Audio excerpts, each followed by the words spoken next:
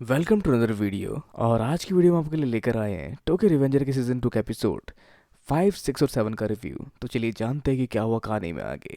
तो अब तक किसाकी इनका साथ दे रहा था हकाई को रोकने के लिए, और अब कहानी में आगे चिफुया बहस करता है ताकेमिची से कि क्या तुम सच में साथ देने वाले हो किसाकी का, जो बहुत सारे ऐसे कामों में इन्वॉल्व है जिनकी वजह से इनकी लाइफ की वाट लगे। पर ताकेमिची कहता है कि हमारे पास और चारा ही क्या है, भले उसने बहुत सारे गलत काम किए हमारी लाइफ में, लेकिन शायद ये मौका हमें नहीं छोड़ना चाहिए क्योंकि उसके अलावा कोई है भी नहीं जो हमारे साथ दे सके इस समय। और फिर हम कहानी में आगे बढ़ते हैं जहाँ पर अगले दिन उससे मिलते हैं हिनाटा और नाहाटो, जहाँ लोग साथ में कुछ टाइम स्पेंड करते हैं और दोनों क्रिसमस ईव पे अपनी एक डेट डिसाइड करते हैं, जो वही समय होता है जब ताकेमिची ने फ्यूचर में देखा था कि उसने ब्रेकअप किया था हिनाटा से। पर इसके अलावा नाहाटो यहाँ से चला जाता है, जहाँ पर जो भी वो बोल के वहाँ से निकलता है उसे सुनकर काफी हद तक फील आती है ताकेमिची को कि ये बिल्कुल किसाकी की तरह बात कर रहा है। पर तभी हिनाटा भी सेम ही चीज़ कहती है, जहाँ वो किसाकी को बहुत पहले से जानते हैं, जहाँ पे वो एलिमेंट्री स्कूल में साथ में थे, जो एक कमाल का पढ़ाकू बच्चा था, जो एक जीनियस था। और अब बेसिकली वो अकेला रहा करता था, ज़्यादा लोगों से बात नहीं करता था। पर फिर भी हिनाटा से दोस्ती करती है और उसके साथ कई बार वो स्कूल से घर तक भी गई थी। और शायद कहीं यही तो रीज़न नहीं कि हर बार वो हिनाटा को मरवा देता है। पर इस सब के अलावा इस सब में वो एक दिन जब दोनों साथ में स्कूल से घर आ रहे होते थे, उन्हें मिला था ताकेमिची, जिस दौरान हुआ कुछ ऐसा कि कुछ बच्चे एक पार्क में एक बिल्ली को परेशान कर रहे थे, जहाँ पर ये दोनों भी थे। जहाँ हिनाटा पहुंचती आगे उन रोकने के लिए कि ऐसा मत करो, तुम क्यों टॉर्चर कर रहे हो इसको। पर किसाकी इस बीच नहीं आया और वो कहीं छुप के सारी चीजें देख रहा था। और ये बच्चे उनसे उम्र में बड़े थे। पर तभी भागता हुआ आता है पीछे से ताकेमिची, जिसने अपने कंधे पे कुछ केव सा उड़ रखा था, और भागते हुए आता है और उनसे लड़ना शुरू कर देता है क्योंकि ये परेशान कर रहे थे हिनाटा को।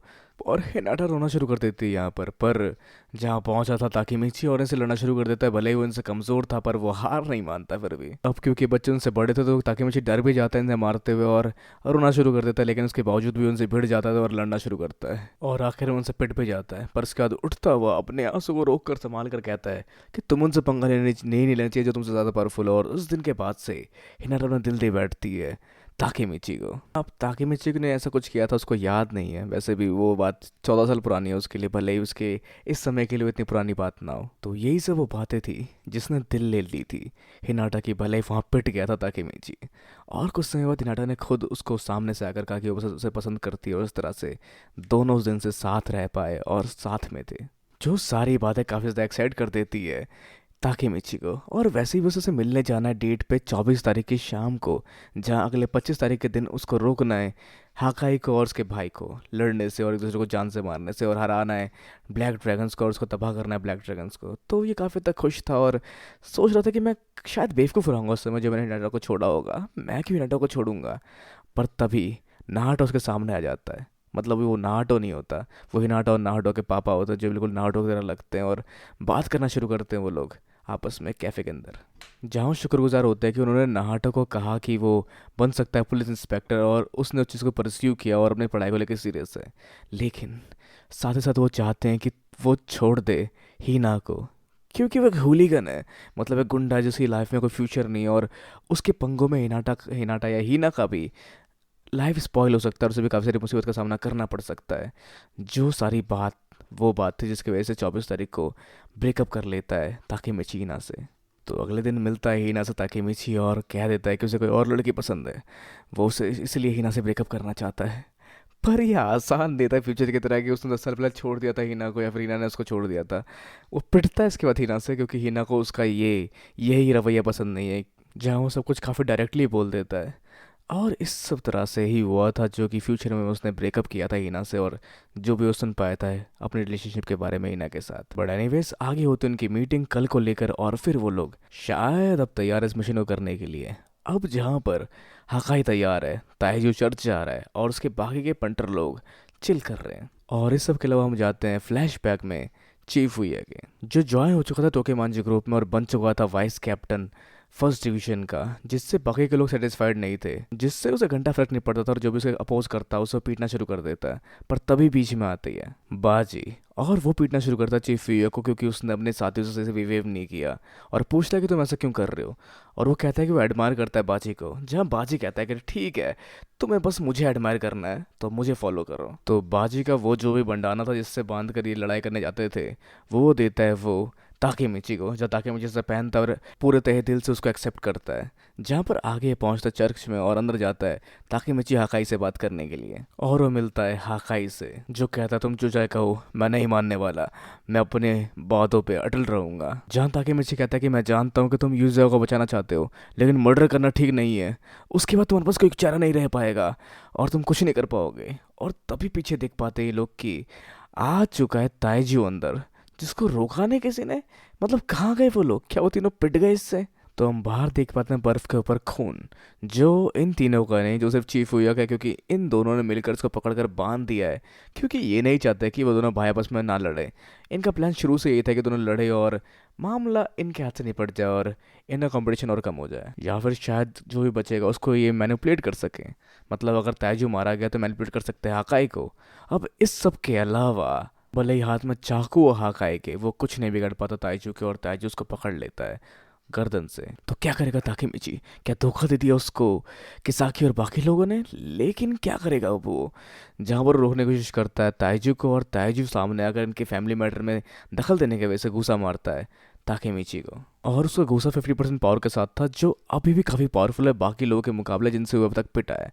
और वो फील कर पाता है दर्द और सारी चीज़ें, जहाँ पर फिर बाद में ताइजू उसको पकड़े गर्दन से उठा लेता है ऊपर, और फिर उसके पीछे से आती है यूजुआ भागते हुए, जो कि हाथ में चाकू लिए होती है और उसे घोंप देती है ताइजू की पीठ पर। लेकिन ताइजू उसको काउंटर करता है, और शायद उसे काफ़ी गहरा जख्म हुआ ताइजू को, लेकिन ऐसा नहीं है क्योंकि बीच में चिल्ला दिया था ताकेमिची ने, और इस सब की वजह से वो अपने आप को संभाल पाया और इतना गहरा घाव नहीं हुआ। और फ्यूचर अभी बदल सकता है क्योंकि अभी भी मरा नहीं ताकेमिची। पर क्यों है यूजुआ यहाँ पर? तो उसको पता है किसाकी ने, जिसके वजह से वो यहाँ पर आई है। मतलब किसाकी का प्लान शुरू से यही था कि पहले उन दोनों को बढ़वाएगा, फिर बाद में उस लड़ाई का पता चलने के बाद वो बेजगह यूज होगा, जो कि मार देगी इस सब में ताइजू को, और उसका इल्ज़ाम शायद ले लेगा उसका भाई, या फिर यूज हो जाएगी जेल, जहाँ पे उसका भाई कंट्रोल करेगा, सबको बताएगा कि मैंने अपने भाई को मारा है, और बन जाएगा लीडर ब्लैक ड्रैगन का, और फिर उसको इसके ऊपर शिकंजा कसेगा हिसाकी। एक लंबा और तगड़ा प्लान। पर इस सबसे ज़्यादा कुछ हुआ नहीं और इसे चोट नहीं लगती ताइजू को, तो शायद अभी भी फ्यूचर को बचाया जा सकता है। जहाँ पर ताइजू अपने भाई बहनों को मारने की सोचता और कहता भगवान मुझे कितने और दुख दोगे, और एक घूसा मारता है। इसके बाद वो यूजुआ को, और उसके बाद शायद अपने भाई बहनों को भी मार देगा इस प्रोसेस में, और साथ में ताकेमिची को भी। पर इस सब के बाद भी यूजुआ और लड़ती है ताइजू से, जहाँ पर उसको रोकने के लिए बढ़ता है ताकेमिची आगे कि अपनी बहन को और मत मारो, और इस बार पिटता है ताकेमिची उससे।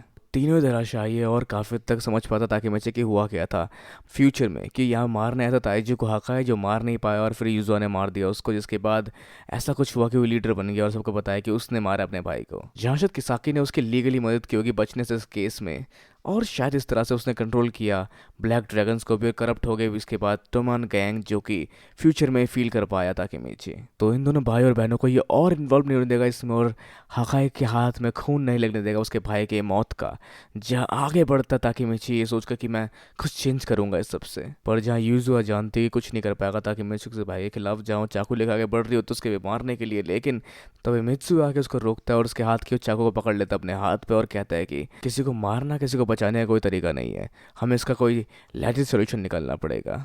और मेरा हाथ कट रहा है। जिसके बाद यूजुआ वो तलवार छोड़ती है, मतलब वो चाकू छोड़ती है, और मित्सुआ चैलेंज करता है ताइजू को, जो शायद आवाज़ सुन पाता है यहाँ माई की भी, लेकिन शायद उसे कान बज रहा है क्योंकि बर्फीले इलाका में काफ़ी तेज़ी से बाइक चला रहे हैं ये और ड्रैगन। तो यहाँ मित्सुआ लड़ना शुरू करता है ताइजू से, जो थोड़ा सा पावरफुल लग रहा होता है मित्सुआ के अगेंस्ट, लेकिन उसके बावजूद दोनों काफ़ी तक बराबर का मुकाबला कर रहे होते हैं। तो मित्सुआ से लड़ रहा है, इसका मतलब ये लोग बच गए, क्योंकि ड्रैगन और शायद माई की भी आ सकते हैं।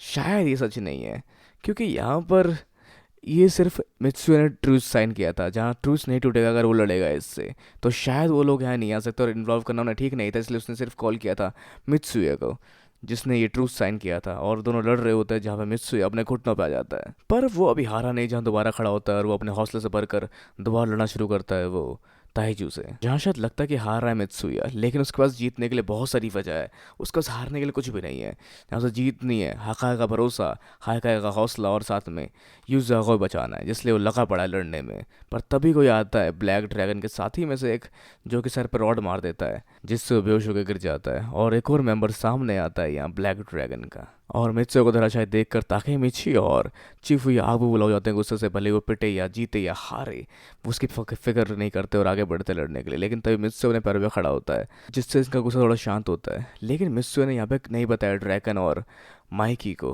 और वो अकेला आया है जहाँ दोबारा और हौसला हार जाता है ताकेमिची की, किसी कोई और नहीं आने वाला, वो लोग शायद नहीं बचेंगे। और वैसे यहाँ पर फिर मित्सुया हाकाई के अंदर का हौसला जगाना शुरू करता है, लेकिन उसके बाद भी अपना हौसला जमा नहीं कर पाता। पर तभी ताकेमिची खड़ा होता है और तैयार होता है लड़ने के लिए, जहाँ चिफुया और ताकेमिची तैयार है अभी भी इस जंग को जारी रखने के लिए। तो उन्हें बाकी के दो ब्लैक ड्रैगन से लड़ना है, जहाँ पर हाकाई के साथ लड़ेगा मित्सुया। और दोनों आगे बढ़ते हैं, जहाँ मित्सुया देखता है कि वो अकेला आगे बढ़ा लेकिन हाकाई आगे नहीं बढ़ा, और ये तीनों पिट जाते हैं इन तीनों से, जहाँ पर मित्सुया दोबारा गिर चुका है नीचे। और कोई रास्ता ना देखते हुए हाकाई हाथ में चाकू लिए आगे बढ़ता है ताइजू की ओर, जिसको रोकता है ताकि मिची उसके सर पे अपने सर से वार कर कर, जहाँ वो कहता है ये करना ठीक नहीं है, तुम्हें अपने डर को हराना पड़ेगा, तुम्हें अपने डर को एक परे रखकर एक सिंपल फाइट करनी पड़ेगी किसी का मर्डर किए बिना। जिसका एग्जाम्पल देते हुए लड़ना शुरू करता ताकि मुझे दोबारा ताइजू से और अपने मुक्के से उस पर एक वार करने की कोशिश करता, लेकिन ऐसा नहीं हो पाता जहाँ वो पिट रहा होता और ताइजू से। लेकिन हार नहीं मानता ताकि मिची, वो और पिटता लेकिन अपने पैरों पे खड़ा रहता है और हौसला नहीं हारता, ताकि उसे वो फ्यूचर दोबारा देखने को ना मिले जो कि हुआ है तोकेमांची ग्रुप का। और इस सब के दौरान काफ़ी जख्मी सा हो जाता है वो, पर यही है और इसी का भाई है जिसके वजह से जो हुआ तोकेमांची ग्रुप का फ्यूचर में ब्लैक ड्रैगन के साथ मिलकर वो हुआ, और उसी को रोकना है ताकेमिची को। और वो ताइजो को कहता है कि मैं तुम्हें हराऊंगा और अगर मैं जीता तो ब्लैक ड्रैगन मेरा होगा। तो जिसके साथ एपिसोड खत्म होता है और हम जानेंगे इसके नेक्स्ट पार्ट में कि क्या होगा आगे टोक्यो रिवेंजर में। तो ऐसे आप क्या सोचते हैं क्या हो सकता है आगे, अपने विचार में नीचे कमेंट बॉक्स में बताना बिल्कुल ना भूलें। इस वीडियो को लाइक शेयर और सब्सक्राइब करना भी बिल्कुल ना भूलें। तो तक के लिए मिलते हैं अगली वीडियो में। Good bye and have a nice day.